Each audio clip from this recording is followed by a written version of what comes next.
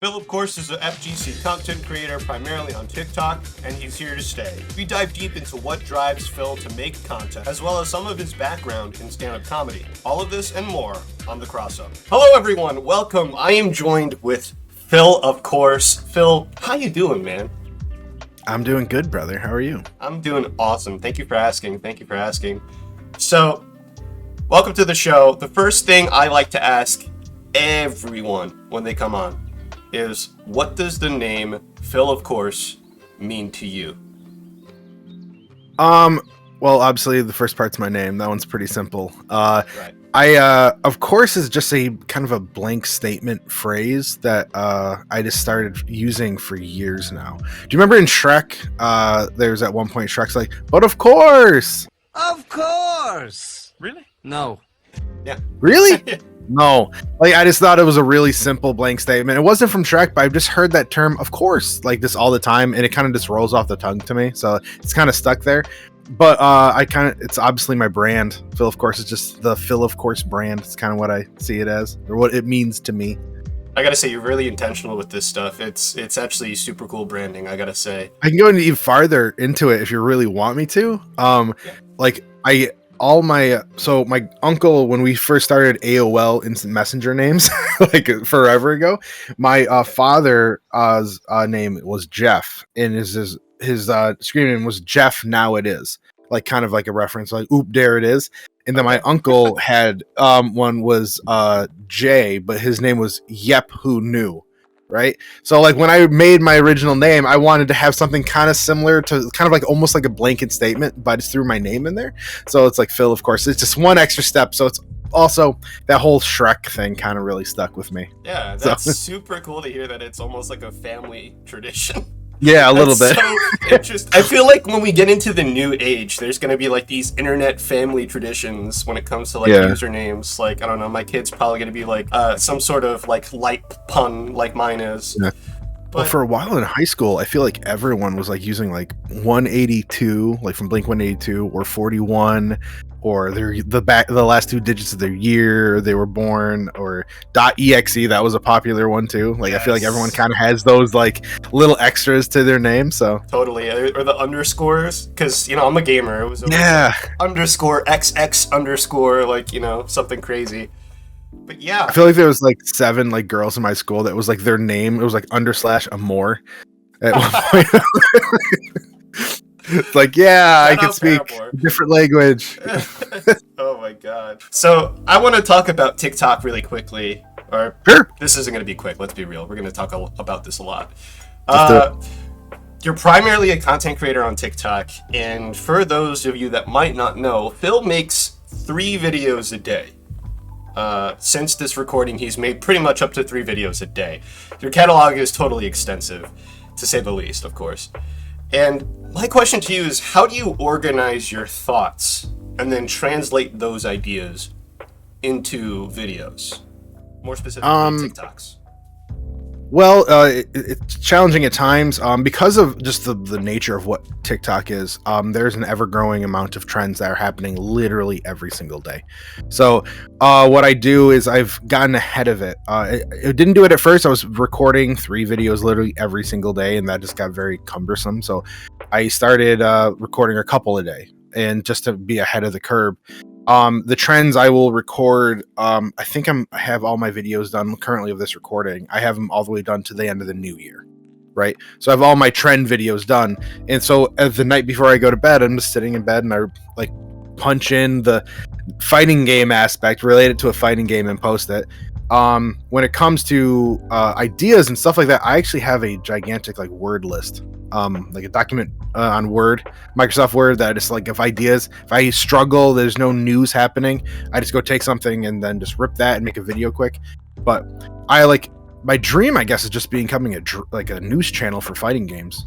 I guess I just want to talk about what's happening in the fighting game world every day and just have people come check me out.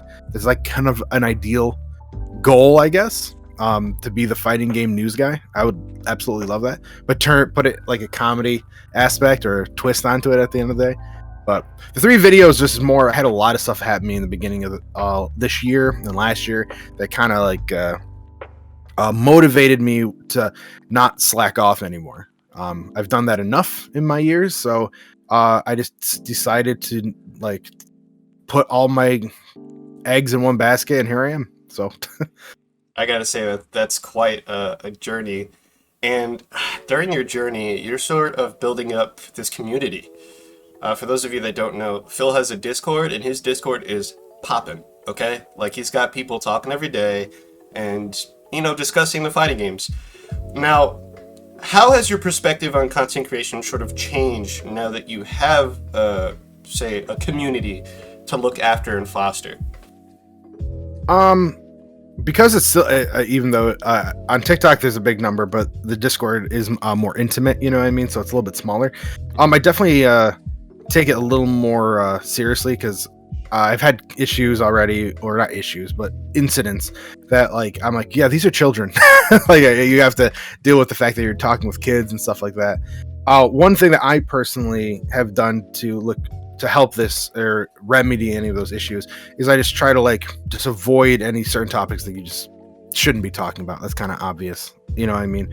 Another big one is asking questions. Like I very often like to ask what people are playing, stuff like that. And if you just notice like everyone's playing Tekken in the server this week, maybe I should do an extra Tekken video this week, because maybe that's what people are talking about. Or Guilty Gear is a hot topic this week. People, everyone's really crapping on Street Fighter right now. I'm going to make fun of that. Like it's the Discord actually has helped me quite a bit in content creation wise, just for simply that it's more intimate. You get to see what people are really saying. Comment sections, you almost don't. I don't believe in comment sections. I feel like that's just for people. It's like I just don't believe what people say in comment sections, because I was those people. I remember going into comment sections purely just to get rises out of people. I know I'm not supposed to say, I shouldn't say that, but it's true. Like there's sometimes I would say something to just see if someone would make a response, because I was clearly joking at it. As you've grown, I used to troll just like everyone else. It's the internet, baby. That's what we do sometimes. So there's some comments I'll get on some of my TikTok videos, and I just roll my eyes and just keep scrolling, while some people would lose sleep over those comments. You know what I mean? That doesn't happen to me anymore. But in my Discord, that doesn't happen. When it's people say something, I feel like Discord's real. Their people are actually being their true self, because it's more of a community and friendship.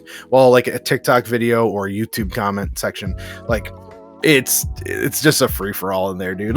I don't really trust anything that's said on there. Absolutely. And I think that's a really interesting point that you sort of brought up, is that in the Discord being an intimate place, you have to actively join a Discord. You actually have to look at the channels, agree to the rules, and then type out your message.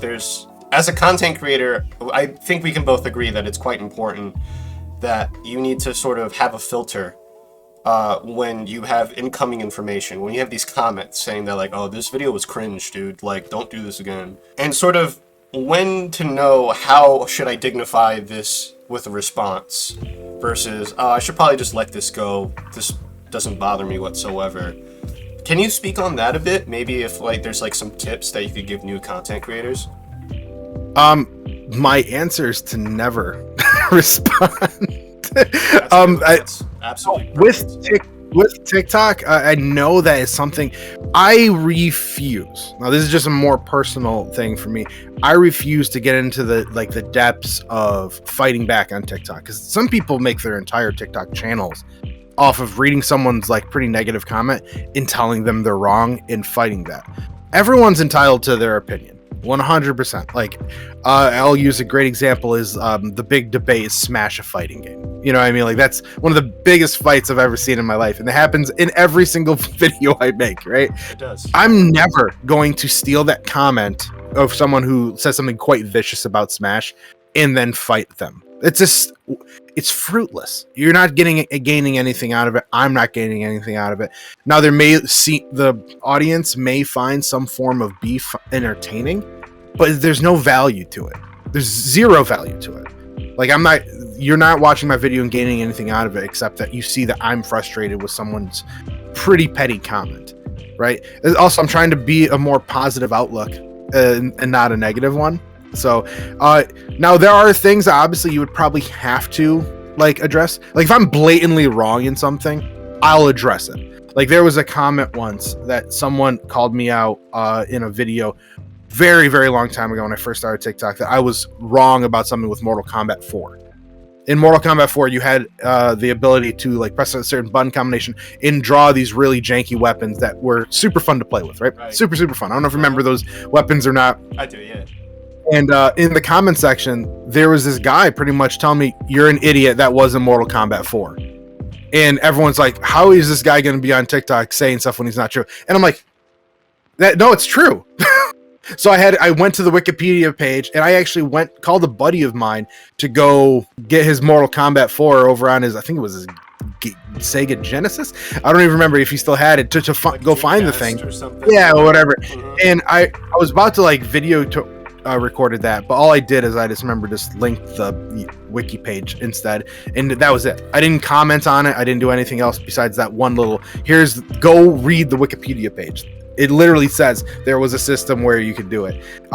Like now I almost did. I was that close. But once again, right, it's the whole thing. Like that person probably could have just been lying the entire time. You know what I mean? Just to see if I would fight back, and I'm not going to. I give credit to people who do. Like there's other TikTokers, like some like Sly Mufasa, for example. His whole entire TikTok page is just fighting with his comment section. Yeah. I give him credit. Like it's fun watching him just argue constantly, but I just don't have the energy for that. Yeah. But I guess if you are wrong, be honest. Like, yeah, I messed up, but also if someone's saying you're lying, at least address it. You don't need to make a video on it, but address that you're not being, lied to. Yeah, misinformation is definitely something that's common on the internet. We have to do our due diligence to say, hey, you're wrong, and also not be a jerk about it, because once sort of we bear our fangs at people, that public perception can almost never be changed for certain things, right? Mm-hmm. Plus, just the mental health aspect of content creation is there's a lot of negative energy on social media. If you have a Twitter account, you know what I'm talking about. Right?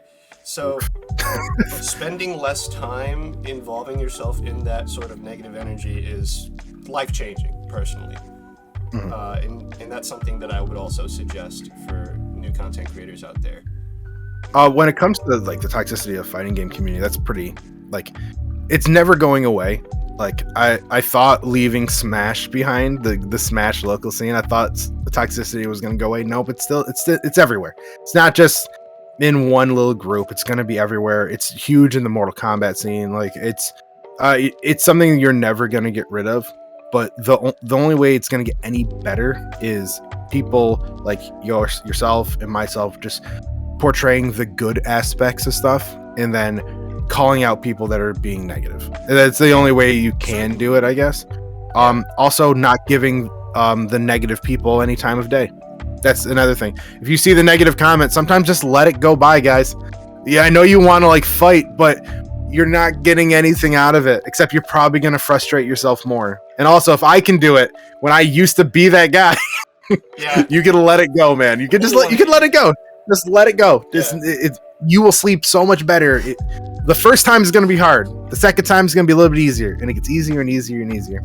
I swear to you. Yes, I like 100%. When Steve and Minecraft got added, I was vicious. Things I've grown up since then. That's good. That's good. We love to see growth. So on the topic of growth, would you say that the TikTok journey has been worth it for you? I would say I didn't make a mistake continuing it. I'll say that. I actually set goals for myself this year that I didn't complete. I told myself I wanted to hit 50,000 followers on TikTok, or I was going to quit being a content creator and just concentrate on work, my full-time job.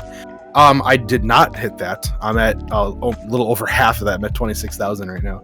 But I had to do a reevaluation of why I'm being a content creator, right? So because I think a lot of people, and I'm sure you've had this thought once or twice, what's your actual goal of being a content creator? Are you trying to make money? Are you trying to just bring information to the world? Are you trying to make a career? Are you just trying to make people happy? It's and I had to really sit down and figure that out. and through certain milestones that I'd like to keep to myself, of course, but I've realized throughout this year while being a content creator with TikTok, I realized like, there's clearly a path set out for me. I'm just going to continue on regardless that I had goals that I didn't make. Also, all my other goals, like my follower count for Twitter, YouTube, my podcast that I stopped doing like in June, like all of those, I failed miserably at reaching those goals. But TikTok is giving me hope to continue more. So moving on to the next year, I hope I can reach those goals. But as of right now, was it worth the growth? I'm going to say 100%. It's the first time in a long time that I have the confidence to continue doing something because I know I'm doing well at it. Absolutely, Phil. You know, you're one of the rare content creators I've seen that, at least publicly, it looks like you don't burn out. It looks like you're a train that keeps chugging along somehow. And, you know, the goals that you have are, you know, when you first told them to me, I thought to myself, well, that's a little crazy. 50K is quite a lot, but... No. You know, over time, you still worked towards that goal. So whatever that North Star for is, just keep chugging along, dude, because you're going to get there real soon. I hope so. I appreciate it, and thank you. Yeah. I also want to mention really quick, because we got off the topic a little bit too quick about Discord. Thank you for being the best mod I possibly could ask for on my Discord server. Don't forget. Think I'm not going to forget you, sir. I highly appreciate you being like... We're gonna flirt with Lumi a little bit here, but for Lumi, like Lumi joined my server when, like, I'm pretty sure I didn't even have proper like what's the term, like privacy settings in my server, where someone probably could have just went in there and just deleted my channel like that. Without Lumi just came in like, yeah, I'm gonna help you with everything, and you fixed everything. And like honestly, the server is growing every day, and I give you so much credit because you, Southpaw, Dark, you guys have been absolutely great to me, and I appreciate you guys so much because you help me. There's times where like I've said this before, you're like the glue to like the TikTok fighting game community, and like everyone kind of needs to talk to you every now just to vent. And you kind of like sturdy us a little bit, and we really appreciate you. Yeah, absolutely.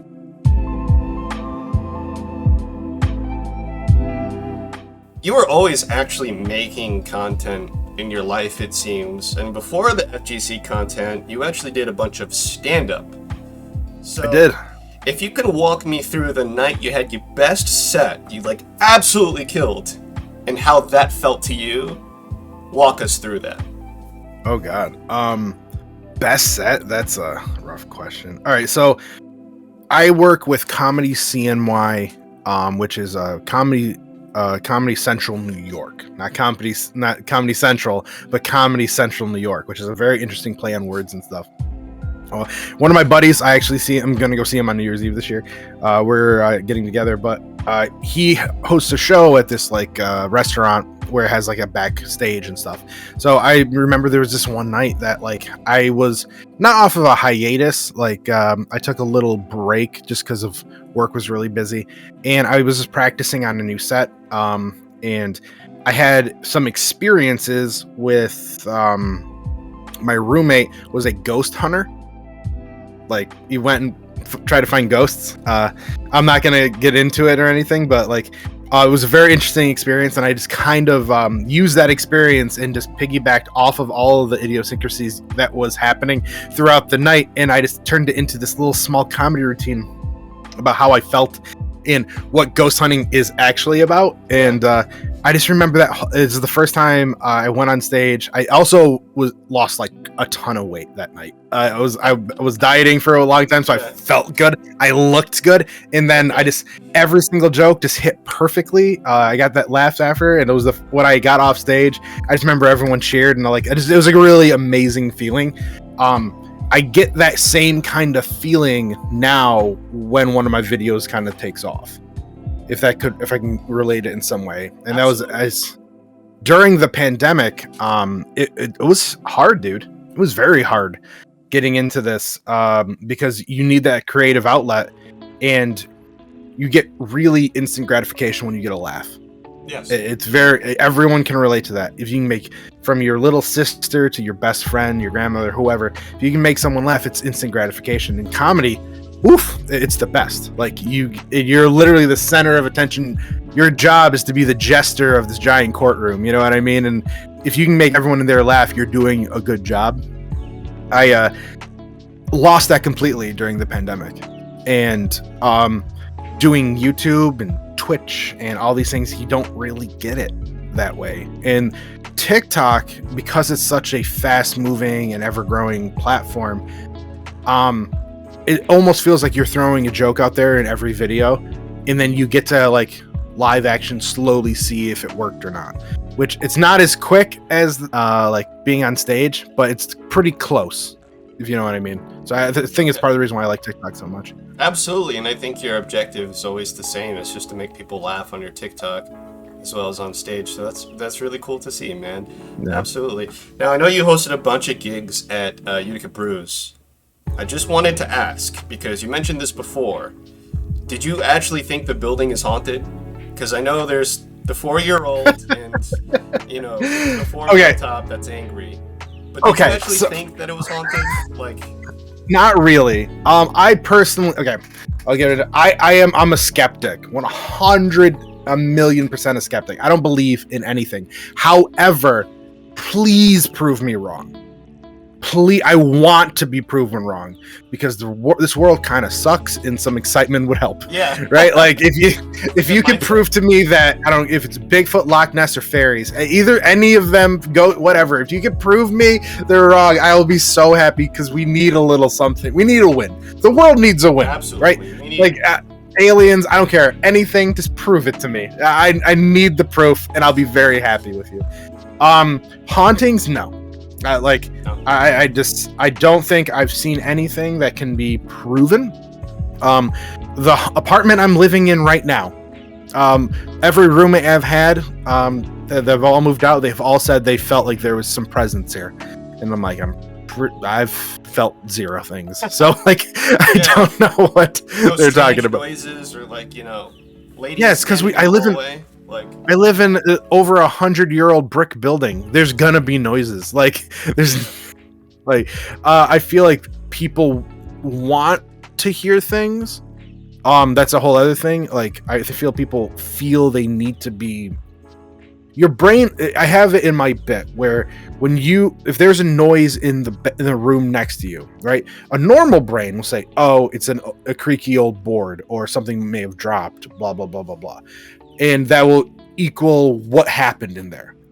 When people that believe in ghosts, what happens, they hear a noise, and instead of thinking, oh, something happened, like A plus B equals C, the B part, they think of the most blasphemous idea they can think of. Yeah. Okay. Like, that just makes no sense. Like, A plus B must equal C. So a noise makes, there's a noise, something fell. That's what the noise is. A, there was a noise. A witch is in my bathroom.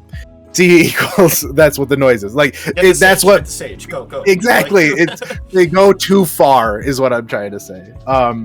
But I feel like some people do that because they are just conditioned. Like, my mother believes in ghosts like it's nothing. Like, she's like, yep, they're real. Like, I know there's a ghost that lives in this house. Mom, Dad built this house. No, there's no one that was like no one died here. What are we doing? Like, I know exactly. It's. Some people just are conditioned that way, and I think they had an experience in their life that made them feel that way. But I don't down them for any reason, because they believe it. You know what I mean? Like, let them believe what they want to believe. Absolutely. And when they can prove it to me, come see me. Yeah. Come to me with a Google Doc, a manila folder with pictures. I need to see it all. You did your homework. Utica Brews, good stuff. Yeah, I do my homework, okay? Yeah. I want to ask you, so you value sort of different content, not some of the more traditional FGC formats you see, like on YouTube. Is there anything in particular you think the FGC needs content-wise right now? I've said this before. I think the fighting game community is in a very stale outlet. If you watch any YouTuber, and there's very few content creators that are proving themselves doing something unique and different. I'll straight up say Max. I love Maximilian. He's one of the best. He's probably the leader of the FGC, more or less, and he is the format of what everyone else does. There are very, very few outliers that do things differently. There's like True Underdog Gaming actually go into analysis of different characters. JM Croft does like game shows, which is really cool. Sagem, like Will It Kill, like that kind of stuff. Like some people are doing things differently, but like if you look at like what Pandal Global's doing, like literally everyone's doing the same exact stuff that Max has been doing for the last 10 years. It's not entertaining anymore. Everyone needs to have something new. And I think that's part of the reason why people like tier lists so much is because every tier list is different. It's not the same old thing, but it is the same old thing. And that's why the FGC just deserves something better. And I think that's why I like TikTok so much, because every content creator, I take that back, not every content creator, but mostly every single content creator is giving their own opinion, and they're trying to raise the bar of the content in general. Another one I'll give out is Mighty Keith, huge inspiration to me when it comes to a content creator, because his Evo videos of who got added into Evo, it inspired me so much. He's also one of my favorite content. He's just hilarious. He's a great example of someone who is different, trying something different compared to what everyone else does. I do think that we can do this, and I'd love to make a reference that the Pokemon YouTube community, there's a new video out every day of a new type of idea. Every single day there's a new Pokemon YouTuber coming out with a new Pokemon type of idea. Do they all steal each other's ideas? 100%. But that's fair. There's something new coming out every day. And honestly, what's the difference from, like, they talk about an individual Pokemon, what's the difference from us talking about a certain player and or character from a fighting game? We have leagues of content out there that people just haven't discovered yet, and just people need to start doing it. It's simple as that. The creative side is where it's going to struggle. Some people just don't have that creative brain. They're going to struggle finding it, but that's where people who are creative will have a chance to grow in the fighting game community. And I think that's really well said, because when you look at the fighting game community right now, what we value is players pretty much over everything else. I don't think that's a controversial thing to say. No, I don't necessarily think that's a bad thing either, because we should champion these games above everything else. And the people that play these games at a professional level can show these games to the world and what they are. So fighting game players are important, but I think it's time to sort of build an ecosystem, to build different parts. We have the lake, that's great, but where are the other animals and trees and things that fill this place that is supposed to be the fighting game community, right? The frogs are part of the ecosystem, and they only can be bred inside the moss, so someone needs to be the moss to be in the lake. You know what I mean? There is a level for everything, and I agree completely, and this is something that I learned pretty harshly with the Smash Community Cup last year. Everyone just listens to every single pro players, and then if a pro player disappears from the scene, we're like, oh, well, apparently the game's dead. No, the game's not going anywhere. You still can play the game. You know what I mean? And it's like, Max said it perfect. The pro player and the circuits, that's just a little bit of what the whole entire circle of the fighting game community is. Because Harada from Tekken pretty much said, I think it was some crazy number, in the 80s of casual players play Tekken. Casually. Are we saying those casuals? Yeah. Are we saying those casuals are not part of the FGC? No, of course not. Exactly. So the FGC is way bigger than just what's happening on the main stage at Evo. That's pretty. And I'll be the first one to admit, you've faced me enough times to Lumi to know I'm not the best at fighting games. I'm not. Yeah. I'm average at Injustice, and I can hold my own in Smash, and that's about it. Right? So I'm kind of proving, at least for my own thing, at least with the TikTok scene, you don't need to be a godlike in a video game, but if you can bring something new value to the FGC, you're doing the right thing. And I'm hopefully I can help people learn that. I totally agree, and I think both of our interests align in that. I'm not a pro player either. I let go of that dream quite a while ago. So for me, it's making these videos. It's the social aspect that I want to outline these stories and stuff like that. You know, you mentioned parasocial relationships a little earlier, basically, with the whole, like, you know, your favorite streamer leaves the scene. Is there anything you want to, like, touch more on that? Obviously, we're quite aware of what happened with the Smash scene last year. And honestly, what's happened with some other stuff recently in the FGC. I'm a bit older, so like I'm actually more closer towards like the old school generation of people who hung out in arcades, right? So like I'm boomer, you know, what I mean? Of that kind of aspect. I don't know, maybe because I just was lucky where I've never really experienced the harshness of any of that kind of stuff. But I hope I can swear on this, but just don't be a dick. Like I don't know how else to say it. Don't be a dick, and just don't be a dick. I don't know what else to say. Be a good person, and if you don't know how to be a good person, go learn how to be a good person. There's plenty of you can get Audible for free. There's plenty of self-help books you can start reading. Like right, therapy, so that's not free. Yeah, that kind of stuff, obviously, but like.